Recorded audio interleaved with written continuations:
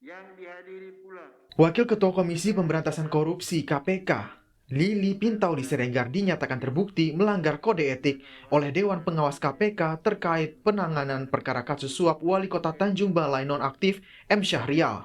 Atas pelanggaran kode etik KPK yang dilakukan Lili Pintauli, Dewan Pengawas KPK memutuskan memberi sanksi berupa pemotongan gaji pokok sebesar 40% selama 12 bulan. Menghukum terperiksa dengan sanksi berat berupa pemotongan gaji pokok sebesar 40% selama 12 bulan. Demikian diputuskan dalam rapat permusyawaratan majelis pada hari Kamis tanggal 26 Agustus 2021 oleh kami selaku Ketua Majelis. Dewan Pengawas KPK juga menyatakan Lili Pintauli menyalahgunakan pengaruh untuk kepentingan pribadi dan berhubungan dengan seseorang yang sedang diperiksa perkaranya oleh KPK. Adanya hubungan atau komunikasi langsung atau tidak langsung antara terperiksa dengan seseorang.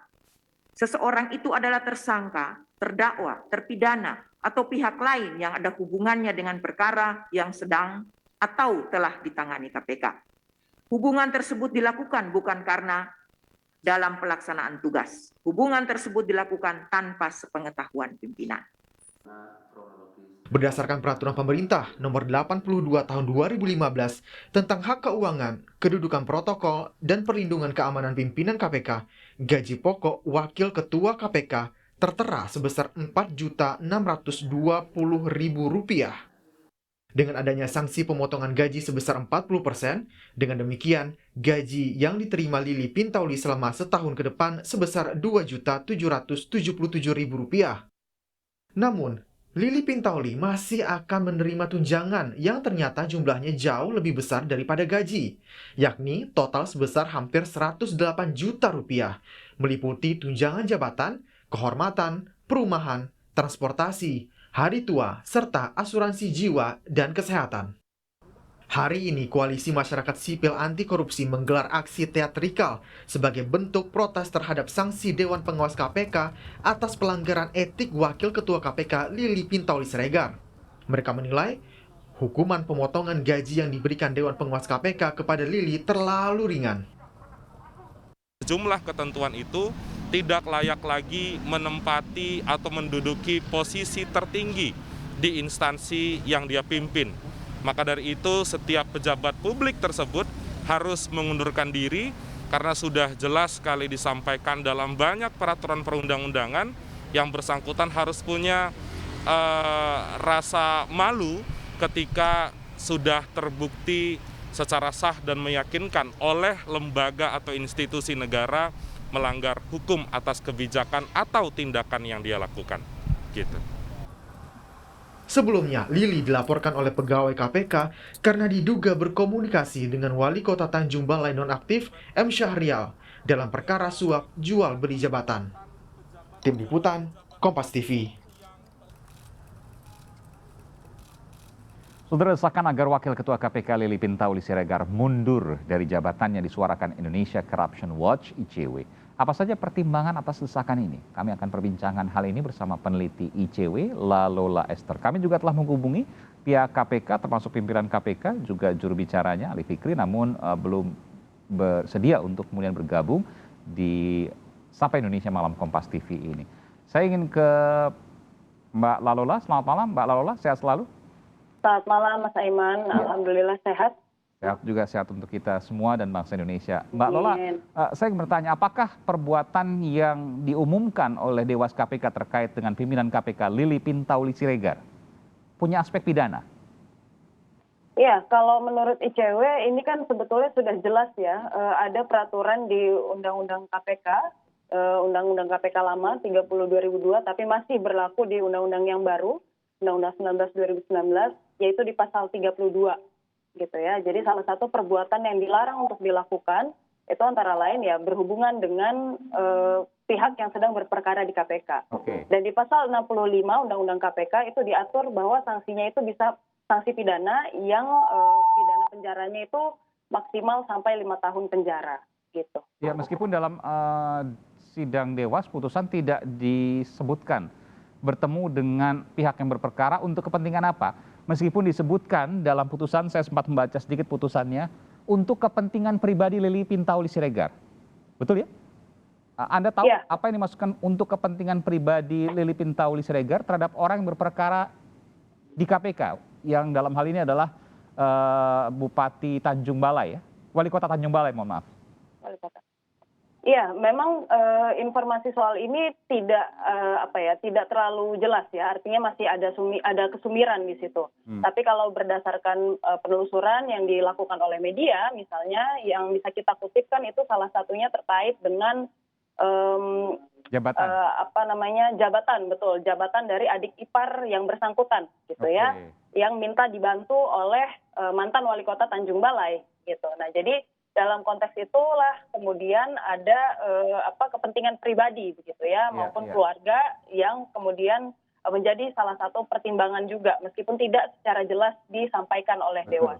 Dalam keputusan Dewas. Jadi disebutkan untuk kepentingan pribadi berhubungan dengan orang yang berperkara di KPK, itu jelas pidana? Iya, betul. Karena poinnya bukan pada apa yang dia lakukan gitu ya, tapi pada perbuatan berkomunikasinya. Gitu. Jadi terlepas dari apakah itu kemudian berkaitan dengan kepentingannya atau tidak, gitu ya. Perbuatan berkomunikasi dengan pihak yang sedang berperkara itu sudah merupakan perbuatan pidana. Pasal apa yang dilanggar? Seperti yang tadi sudah saya sampaikan, jadi di pasal 32 Undang-Undang KPK itu disebutkan. Pasal 36 ya. Pasal 36 itu disebutkan bahwa pimpinan KPK dilarang untuk melakukan komunikasi atau hubungan langsung atau tidak langsung dengan tersangka atau pihak lain yang ada hubungan dengan perkara tindak pidana korupsi yang sedang ditangani oleh KPK. Gitu. Jadi jika itu dilakukan maka? Ya, jika itu dilakukan kemudian dalam pasal 65 itu disebutkan bahwa itu merupakan perbuatan yang melanggar pidana. Gitu ya, disebutkan secara jelas itu ya? Ya, setiap anggota Komisi Pemberantasan Korupsi yang melanggar ketentuan sebagaimana dimaksud dalam pasal 36 dipidana dengan pidana penjara paling lama 5 tahun. Oke, kalau itu yang melakukan pimpinan KPK meskipun belum pernah terjadi sebelumnya, yang sekarang masih perdebatan soal ini, siapa yang bisa melaporkan itu? Atau itu bukan delik aduan, tapi itu bisa langsung diproses? Sebetulnya bisa diproses karena tidak ada keterangan soal apakah itu memang merupakan delik aduan murni, begitu ya. Dan itu sebetulnya sudah pernah juga dilakukan dalam kasus ketika Antasari Azhar itu dilaporkan oleh sesama komisioner Bibit Samatrianto gitu ya di tahun 2009. Jadi itu bukan sesuatu yang baru dan memang pernah dilakukan. Gitu, saya lupa kasusnya apa waktu itu ya? Pak Bibit melaporkan Pak Antasari Azhar soal apa ya? Saya lupa waktu itu. Hubungan dengan pihak yang juga berperkara di di KPK. Masaro, betul. Iya. PT Masaro pada waktu itu yang pertemuan di Singapura kalau tidak salah. Betul. Iya, tapi waktu itu kenapa tidak jadi? Laporan itu tetap dilakukan, tapi sepertinya tidak diproses.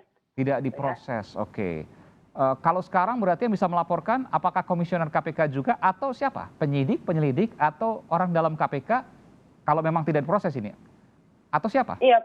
Pada prinsipnya karena ini bukan merupakan delik aduan murni, siapapun sebetulnya bisa melakukan pelaporan, gitu ya. Dan inisiatif ini yang sebenarnya ditunggu gitu dinanti dari insan KPK itu sendiri. Karena kan yang perlu dibuktikan saat ini selain soal bukti bahwa memang Lili Pintauli Siregar sudah melakukan pelanggaran, begitu ya. Tapi juga soal trust publik kepada KPK itu sendiri. Apakah memang ada inisiatif untuk menjaga integritas KPK yang memang selama ini atau sepanjang 1 tahun kebelakang lah paling tidak itu sudah menurun gitu kepercayaan publik terhadap KPK. Apakah kalau seandainya tidak diproses, ICW akan melaporkan soal ini? Sebagai sebuah kemungkinan itu bisa saja gitu. Yang mana kami sebenarnya sudah lakukan juga untuk dugaan pelanggaran etik yang dilakukan oleh Firly Bahuri, begitu ya. Jadi ini bukan sesuatu yang baru bagi kami dan sebagai sebuah kemungkinan itu dapat saja kami lakukan, begitu. Oke, apakah Anda yakin bahwa KPK akan melakukan proses pelaporan ini atau akan memproses ini? Kalau bicara soal keyakinan ini sesuatu yang agak sulit diberikan kepada KPK yang sekarang ya, baik dari sisi komisioner maupun Dewan Pengawasnya. Dan memang anggota Dewan Pengawas kan juga sudah menyampaikan bahwa tidak akan melaporkan gitu ya. Jadi sudah ada keengganan di awal. Jadi itu yang memang sangat disayangkan, meskipun di sisi lain juga tidak mengagetkan begitu. Dan ini justru semakin menguatkan bahwa kondisi KPK yang sekarang itu adalah desain besar yang memang sudah dari lampau begitu diupayakan, sehingga ketika terjadi ini sebetulnya bisa dibilang ya tidak mengagetkan, karena kan dari dulu kita juga sudah mewanti-wanti tidak perlu ada Dewan Pengawas gitu ya, dan ketika ada Dewan Pengawas kejadiannya justru seperti ini begitu. Iya, baik, terima kasih. Kami juga memberikan pernyataan bahwa kami telah juga menghubungi pihak Dewan Pengawas KPK, namun tidak merespon atas permintaan ini untuk dialog di Sapa Indonesia Malam. Terima kasih Mbak Lalola Esther, peneliti Sama-sama, Mas Indonesia Aiman. Corruption Watch. Sehat selalu, dan tentu ini menjadi bola panas ke depan apakah akan ada pelaporan atau tidak karena ada indikasi pidana di dalamnya. Terima kasih Mbak Lola, sehat selalu.